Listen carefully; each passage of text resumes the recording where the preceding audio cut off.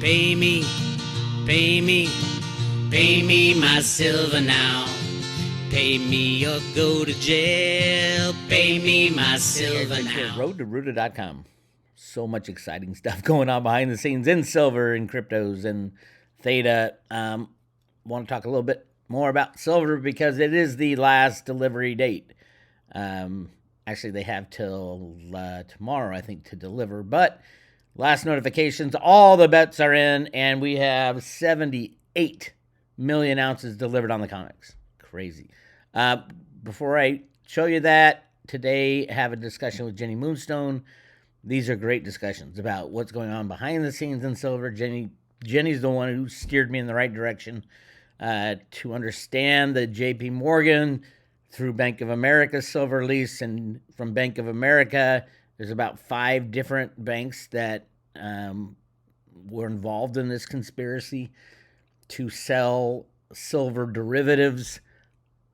Ultimately, where did the silver end up? I think it's with Buffett and Elon. That's where I think it ultimately ended up. I guess we'll find out. We'll be talking to Jenny about that today. Okay, silver. Those of you who have been in silver long enough know they control the highs, the lows, the mediums. Everything's a click of a mouse. It is very easy to do. And it has been admitted that they rig all markets, but mainly the silver market's the most important one. And that's because of the massive derivative short position that they have to maintain at all times. They can't take no one else would take that side of the trade going forward, no matter what happens. Even if they say, oh my God, we found a zillion ounces of silver. That's what Jeffrey Christian was like. Oh, people have been saving silver forever. There's massive amounts of silver. He's full of shit. He's a liar. His clients are the bullion banks, and he's stated it many times. That's who pays his salary. The 99% of the people who follow silver don't subscribe to Jeffrey Christian's consulting site. Who is it? It's the JP Morgans, the Goldman Sachs's of the world, the big guys who require some third party to cover up what they're really doing, which is rigging the silver market. But it is what it is, right? The Silver Institute is an embarrassing organization. Their annual silver survey, everybody and their mother quotes it and is the worst of the worst. It's a lie. As I have shown many times, go to roadtooruta.com front page. You can see all the changes they made to the historical numbers such that they can make the lie seem not so drastic. And now they're saying, silver's taken care of. It's just going to be flat forever. It's bullshit. We're going to do 700 gigawatts this year. It's still flying, but you'll never hear that because they artfully and successfully covered up what's really going on behind the scenes in silver. But on the road to Ruta, we're going to show you. Here's what's going on with the silver deliveries. It is another massive month. Again, we went through from 2021 to 2023, the JP Morgan B of A con, where they're selling all that silver physical silver that JP Morgan had from rigging the silver market from 2008 to 2015 or 16. They loaded up on 1.2 billion, with a B, billion ounces of silver. And then after they got busted, part of the conspiracy and all that was, hey, we'll let you keep that silver if you lease it out into the market through Bank of America, through other banks. Ultimately, they will end up in somebody else's hand. Could be the U.S. government. I believe it's Warren Buffett put together most of this, and Elon's in on it as well. Because Elon's not stupid. At $5,000 silver, his world changes. He needs lots of silver for those cars. He needs lots of silver for his Tesla tiles, his solar power stuff. He needs lots of silver for space. Elon, out of any corporation, I'm like, Elon's probably one of the biggest users of silver. So don't think that he doesn't know what's going on. Same with Trump. He knows exactly what's going on. Yeah, he talks a lot about gold because he knows we have massive amounts of gold in the Grand Canyon. I'll get to that in a second. Massive, massive amounts. Not the 200,000 tons. Try 2 million tons. I think we have close to 2 million tons has either been identified or has already been mined and getting ready for a new monetary system.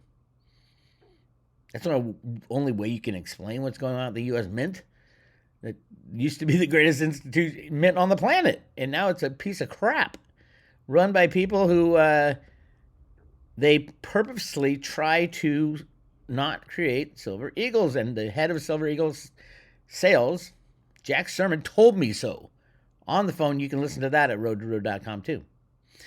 Anyway, so the last day delivery, this is the second to last day. This shows up 1 day late. And this right here, 224 is what was notices turned in for delivery, 224 contracts, and now May is closed out. And how do I know this? Well, you just go to the deliveries, and here it is, 224 right there, all closed out. Here's something really interesting. Now, I told you about the silver lease. Ted Butler exposed it. I exposed it. And we found it through the OCC derivative market. OCC, Office of Comptroller of Currencies, you have to declare what your secret holdings are in the gold world and the silver world. But the problem was, at least from 2021 to 2023, that was still the regular reporting. And then they changed the reporting. I think that was it. 2021 to 2023. Yeah, and so we saw the way they changed the reporting, they moved the gold numbers, which are vastly larger in dollar amounts. They moved that into with silver and other precious metals. So it obfuscated, it hid what was really going on. But we know. We saw it already. So they can't lie, they can't cheat, they can't steal. They're going to have to figure out a new way. I'm going to talk to Jenny about that. Are they going to do it? Because we are in the last days of the delivery of that silver. So what would you see? You would see things like Bank of America providing metal to JP Morgan, who provides metal to Elon Musk. Did that happen? Yes, the last day of delivery right here. Bank of America had to deliver 219 contracts on the very last day. And did it go to Wells Fargo? Yes, there it is. They're doing contracts to Wells Fargo. And BMO is part of this as well. There's like 5 or 6 banks that have been part of this con. HSBC, obviously. It's interesting. And you can see them here. I mean, it's the banks that took delivery. So here we are. I would like to show you something very interesting.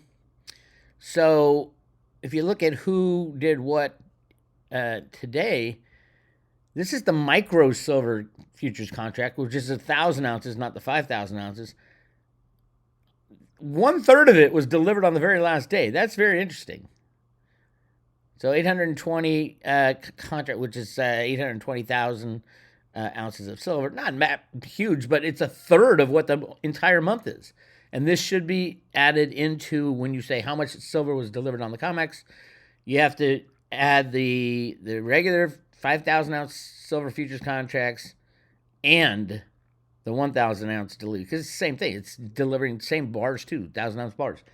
That gives you a total of 78 million ounces, which is massive. Another, top 10 silver deliveries ever. I'd say probably top 5.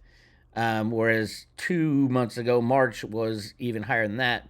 The total was, as you can see right here. Hold on. Where's it? That's the micro contract. Right here, we ended May with 15,122, which is the 75 plus the other, a little over 75 plus the other 3 million ounces. March was 80, I think total was 82 million ounces, around that, 81, 82 million.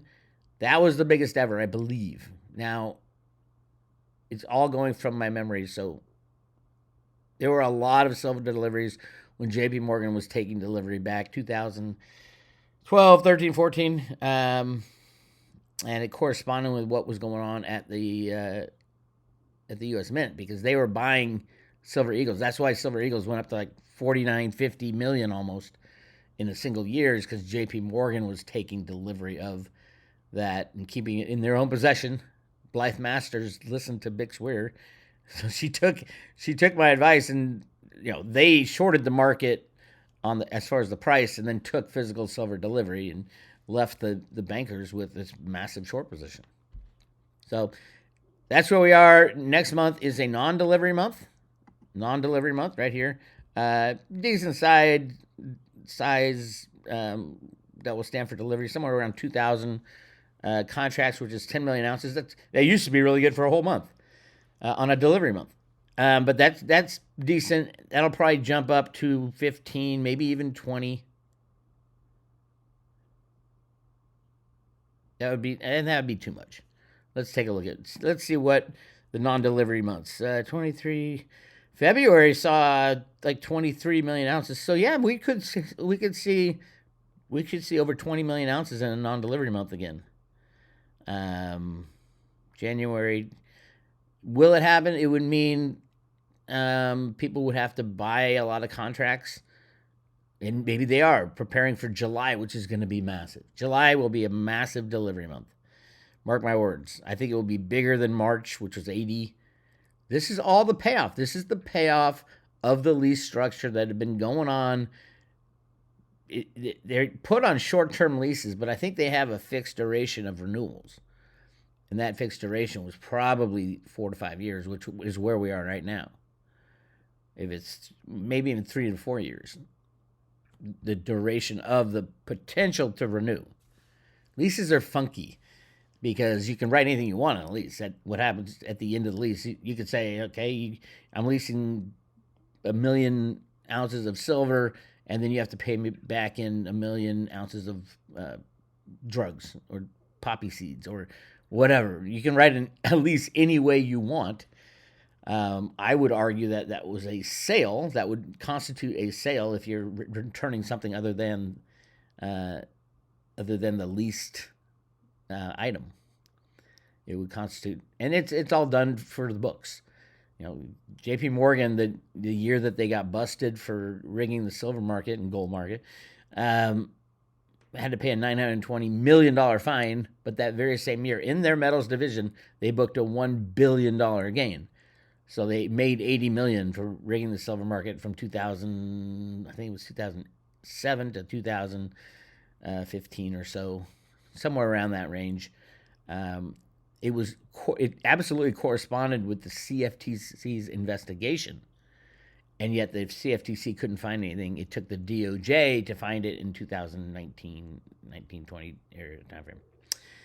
Anyway, some of these might be skipping a year or two.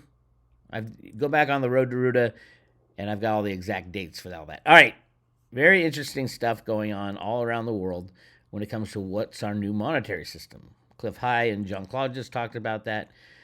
We got Florida. DeSantis signs bill recognizing gold and silver coins as legal tender in Florida. A lot of people have sent me this. Do I think it's important? Yeah, it's symbolically important. They aren't the first state to do that. As a matter of fact, 11 states have done it already. Utah, Louisiana, Oklahoma, Texas, Wyoming, Missouri, Arkansas, Arizona, West Virginia, South Carolina, and now Florida. And it's interesting because I don't think they even needed to do that. We have a constitution still, I think.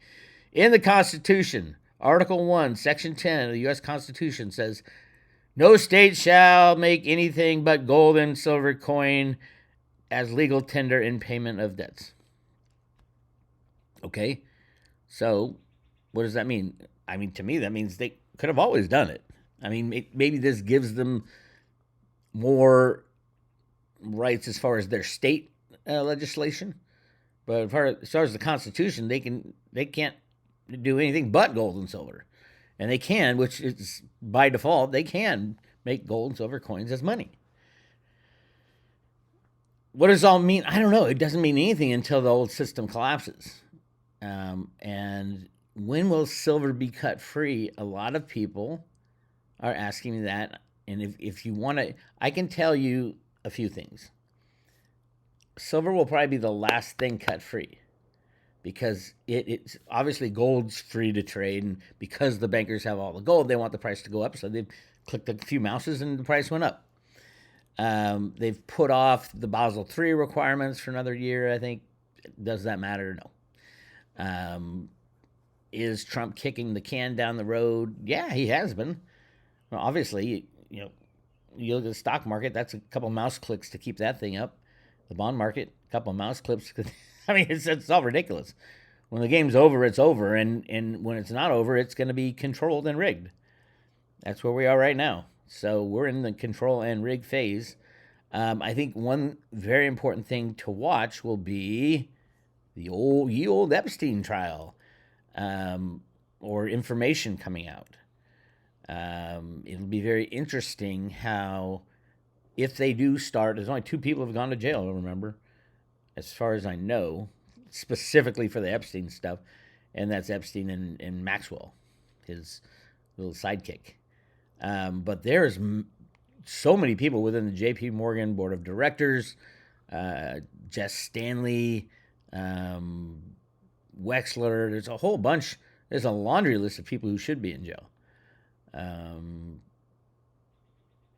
You want to find more on this? Go to Wall Street on Parade. Wall Street on Parade, and type in Epstein. They have a lot of really, really good articles on just what was that whole thing between J.P. Morgan and Epstein. J.P. Morgan was the only bank for Epstein. J.P. Morgan was the only bank for Bernie Madoff. Yeah. J.P. Morgan, Jeffrey Epstein was the largest private client provider to J.P. Morgan.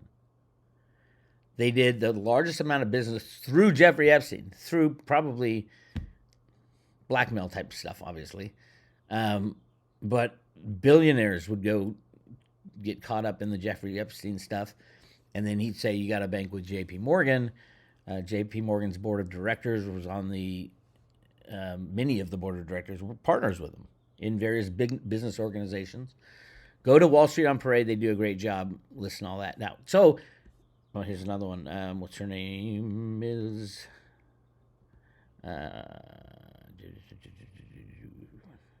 Her name is, she was knee deep in it, and she's a board member. Mary Erdos, CEO of JP Morgan Chase Asset and Wealth Management. Knee deep in the Jeffrey Epstein stuff. So why does this all matter? I think they can't release the Epstein information and have JP Morgan still functioning. Nobody in their right mind in the investment community will put up with it anymore. You cannot have the entire board of directors knee deep in Epstein being arrested and not have a bank that is the largest derivative holder bank, JP Morgan Chase, and have it still running. I think that's what the FDIC wants to do on a 3-day weekend. Good luck with that. Close down JP Morgan Chase and keep it at, who knows what's going on behind the scenes, right? We know JP Morgan has, 55 trillion in derivatives and 4 or 5 trillion in assets. So, yeah, it will be big. And I think it will take down the entire system. I think it has to take down the entire system. It would take down 55 trillion in derivatives. That's counterparty loss. Even if the government says, "Oh, well, we're gonna backstop all JP Morgan's debts." Good luck. Good luck backstopping $55 trillion of derivative bets that are 90% criminal. Anyway, very, very interesting time. Now, on the more wacky woo side, on the Road to Ruta side, the information about the gold in the Grand Canyon, I've been talking about it for a very long time, since I found the original articles in the New York Times. You can go to roadtoruta.com. I still have it here, I believe. And you go to the blog, Educational Resources, and you will see Ruta's copy of the Grand Canyon article. This is the New York Times article that I found. And it started me on a grand adventure, published June 19th, right before they signed the Federal Reserve Act, tell the vast riches in the Grand Canyon, men engaged in gold dredging operations. This was about mainly the placer gold that can be found up and down the Colorado River, billions and billions of ounces. Now, today, billions and billions of ounces, yes, it's a lot, but it's not more than what is totally out there. I think there's 6 billion ounces of gold. So if this is billions and billions and billions of ounces, it could be 3 billion, could be 5 billion. It's more than 2 billion. And that's just the placer gold. the little gold specks in the Grand Canyon. You're not allowed to go there. You're not allowed to mine it. You're not allowed to do much of anything in the Grand Canyon. I've talked about this. There was a rather large gold rush in the 1870s. Everybody and their mother was running to the Colorado River because they're finding gold there. Now here's the problem. In 1890? It'd be 1900. They fixed the price of gold at $20.32 or whatever it was, and switched over to a gold standard. But they fixed it too low. So the gold miners getting the plastic gold out of the Grand Canyon were having a damn hard time making money. It was so expensive to mine there. It's hard to get there, much less mine there. And that was the reason all these things failed. The gold is still there. It's still there. It's been locked in National Park, the Grand Canyon National Park, and all the national parks above and below the Grand Canyon. I would say above probably has more than below. So a lot of things coming out about the Grand Canyon, which ran me right into Joe Rogan. And when Joe Rogan starts talking about something, he starts pulling on that thread. Rest assured, more will come out. Check this out. Well, the whole Grand Canyon thing is bananas. Like, there's areas of the Grand Canyon you cannot explore. You cannot go. You cannot fly over. Right. And you can't fly under the rim. Yet when you go to those bad places, suddenly a white plane flies over under the rim, black helicopters show up. I showed it in my episode. I show the black helicopters showing up. Like, they do show. Yeah. Like, they are protecting something. Something. It's not... Go check it out, Joe Rogan. What are they protecting? Everything.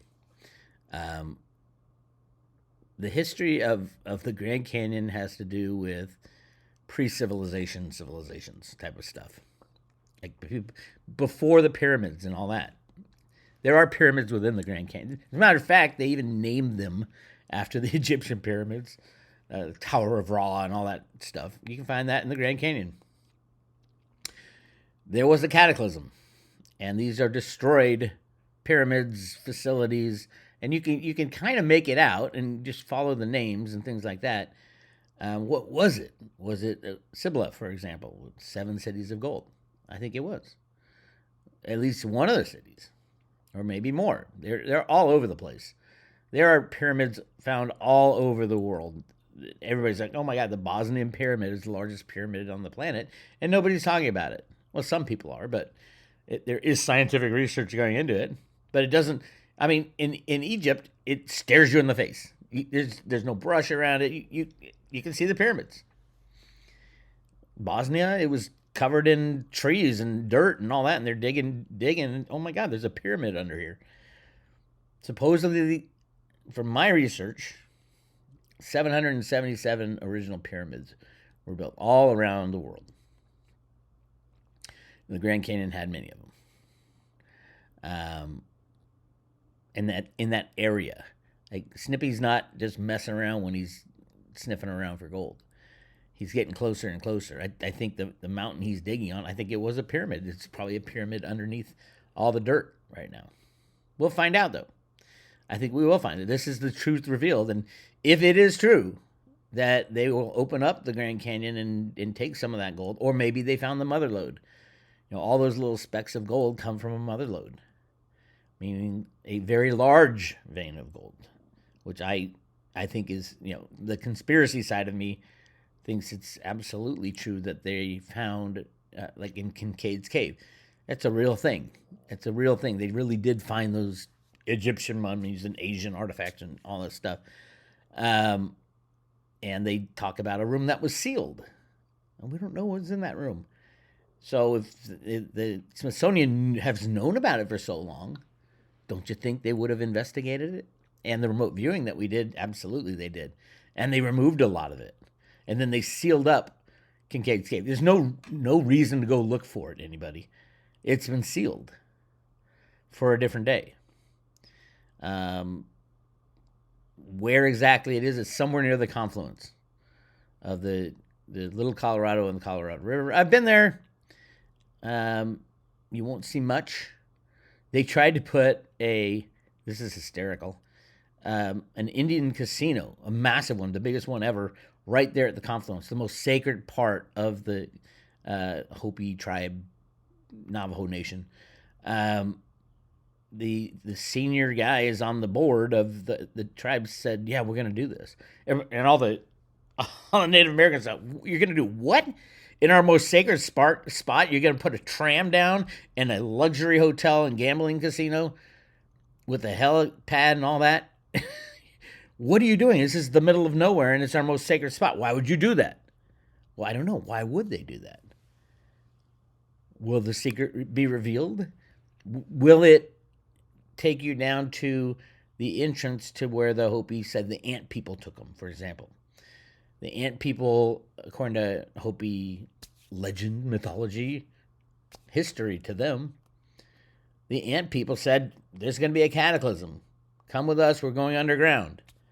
And supposedly 30,000 or so, 50,000, I don't remember how many, Native Americans went underground with the ant people. And how much of that, and see, you think, oh, that's just a myth because you don't have the full comprehension.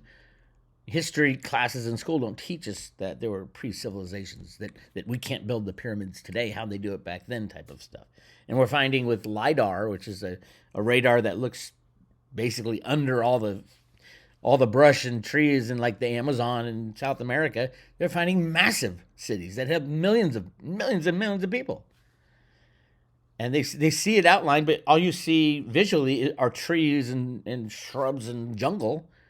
But underneath it, there are cities that have long been gone. And supposedly when the first explorers went down the Amazon, there were cities with 1 million people in them.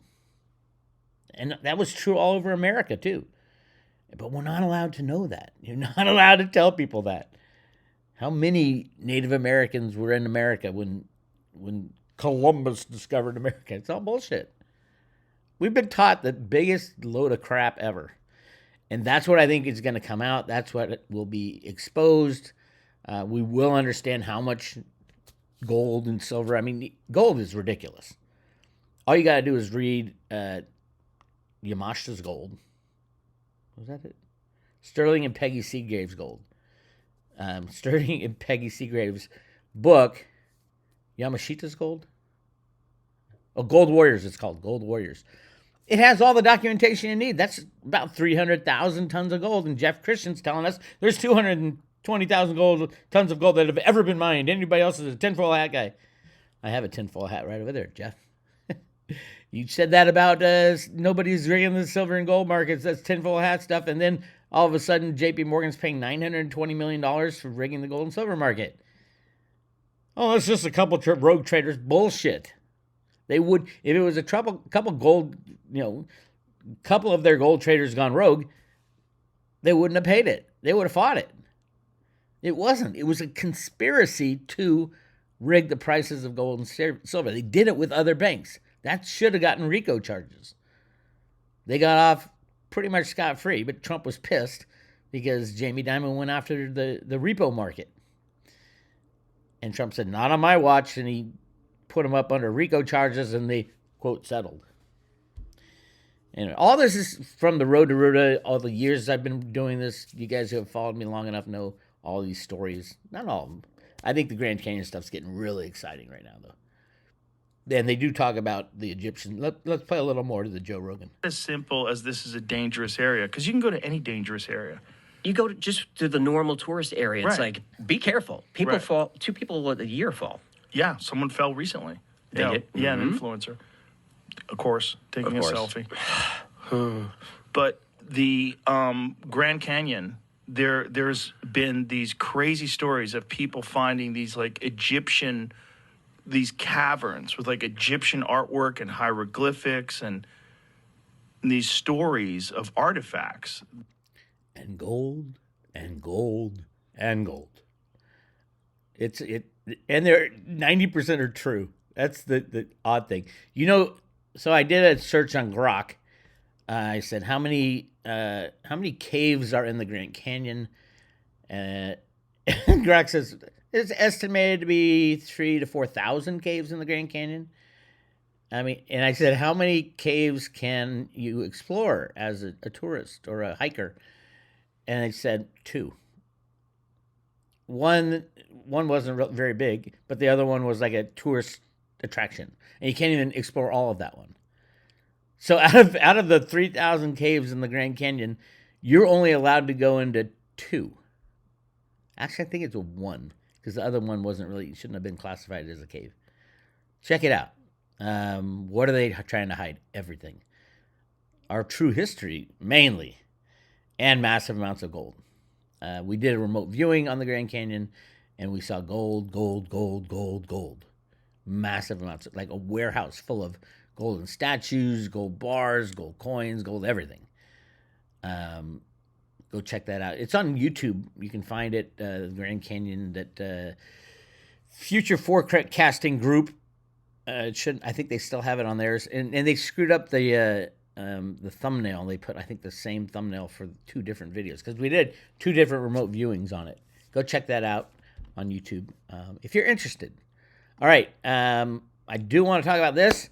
Cliff High and Jean-Claude had a great discussion the other day about the ontology, and really interesting stuff. Extremely interesting, deep as can be. I do disagree with Cliff's, and maybe I just heard it wrong. Cliff's take that they're going to use a gold back type of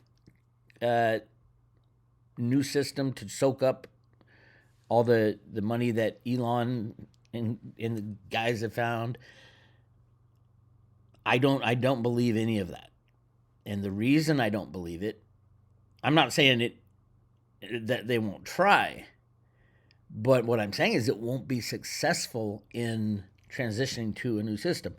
The biggest problem of our system today is debt.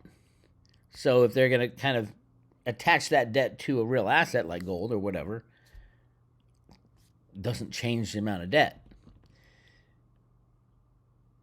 What really gets me is that it doesn't fix the big problem, the derivative problem. $3 quadrillion worth of very tenuous derivatives that need to be disappeared. That's all. I mean, you can't get it under control. So if you can't get it under control, what do? You take out one of the 2 big to fail banks.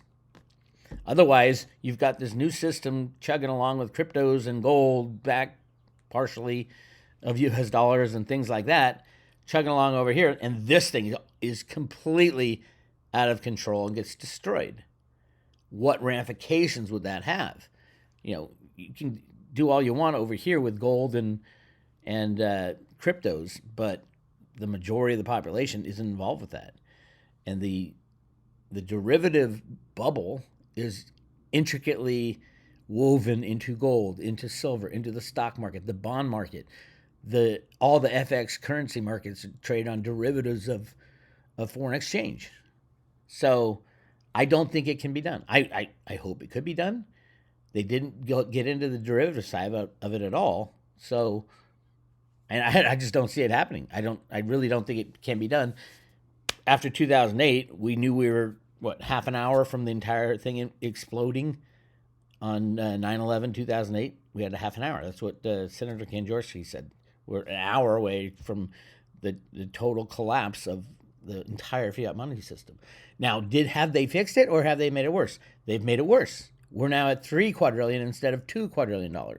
Or is that better? Do you need a bigger derivative bubble such that it can take out everything?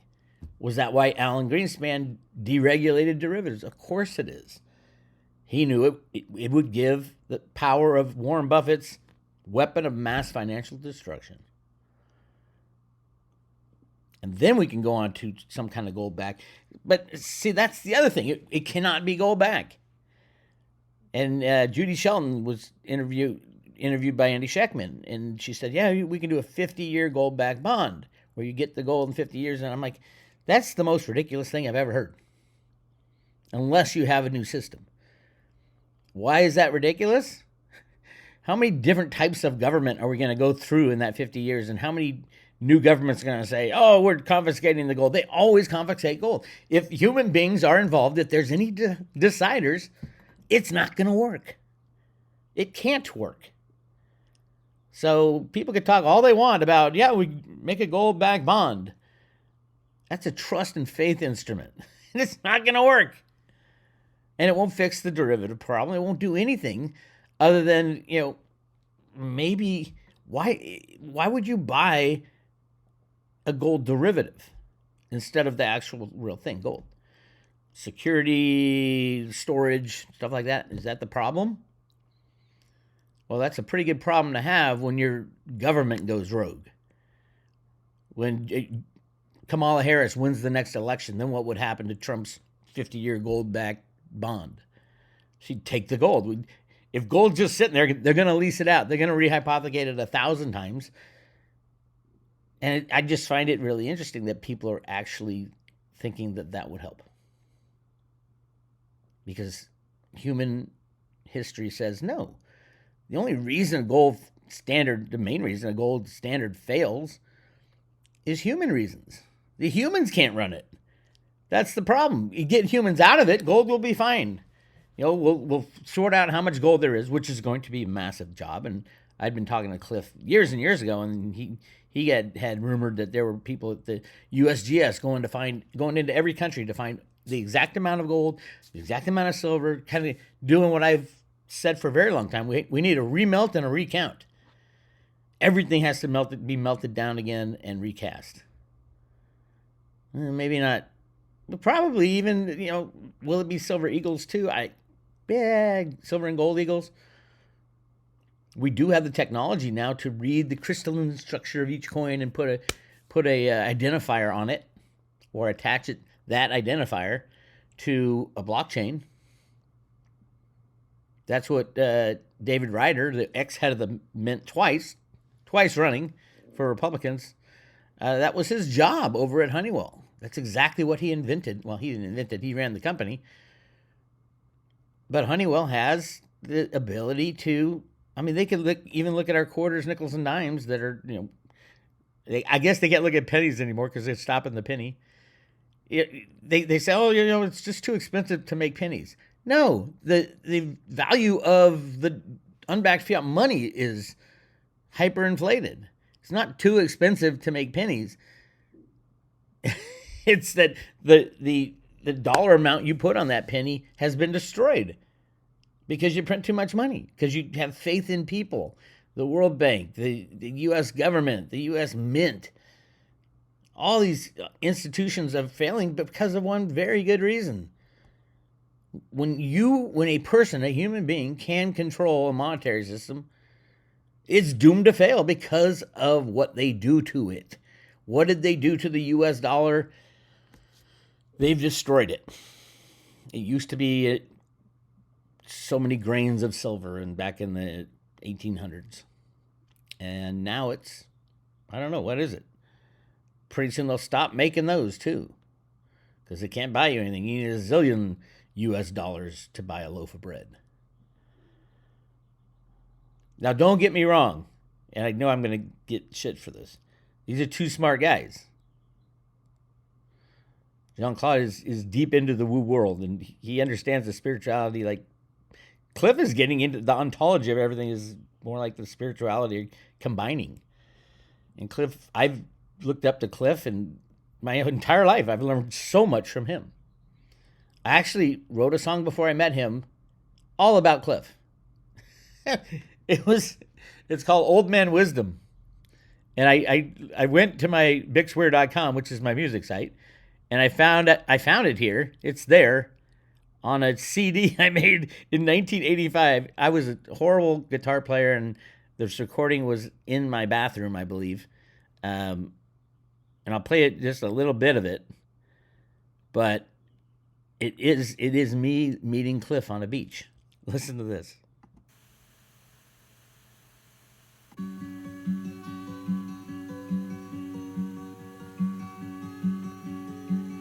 I was wandering on the seashore, wondering where my life will lead. Should I take the high road or the low road? Should I change what I believe? And then I saw him walking towards me. Out of nowhere he had come, sat me down upon some driftwood, claimed to be old man wisdom. It goes on and on. Go check it out. BixWeir.com. It's funny because I forget that I have this webpage up. And you can get all my songs there. We did it for the 2022 road show. Those are the places I would love to go back on the road again. The kids are off doing their stuff, kicking ass, and we would need help. And I'm not going to ask them to leave their great jobs to come. But you can go check it out.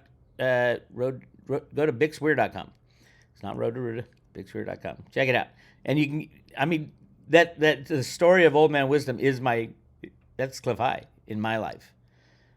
So I am not dissing on these guys, two of the smartest guys I know in their respective fields, and I just disagree with a conclusion that comes anywhere close to human beings being able to fix this problem. And it can't be fixed by humans. So if it can't be fixed, it can be fixed by the destruction of the old system and a restart, a jubilee, if you shall call it that. And everybody goes, "Oh yeah, jubilee! I'd love to get rid of all my debt." It would get rid of assets too. Don't forget, a true jubilee. It would basically be what you have in your hands is what you got. Now, the United States just happens to have probably a million tons of gold in their hands. So the United States of America, the largest debtor nation in the world, would win. Ultimately, it will be chaotic. There will be problems and issues, just like the Road to Ruta documents said out of the Fed. There'll be no trading between U.S. and Mexico and Canada. There'll be no trading at all as this thing progresses. And with Trump's tariff things, maybe that Road to Ruta information on trading comes true, because in the teacher's guide to Wishes and Rainbows, which is the Road to Ruta document, it's exactly what they talk about. What if countries just stop trading with each other with the introduction of the gold? I don't know, but we're getting there. We're getting somewhere. I've gone on long enough today. I'm going to chat with Jenny Moonstone later on Private Road. You guys go over to the Private Road and check that out. If you guys want to join the Private Road, go to roadtoruta.com, click on subscribe today. We're currently giving away a paper wallet filled with 10 Theta, 100 T fuel, and 1,000 T drop. I think these will be extremely valuable in the future. But yeah, go check it out, roadtoruta.com. I'll talk to you later.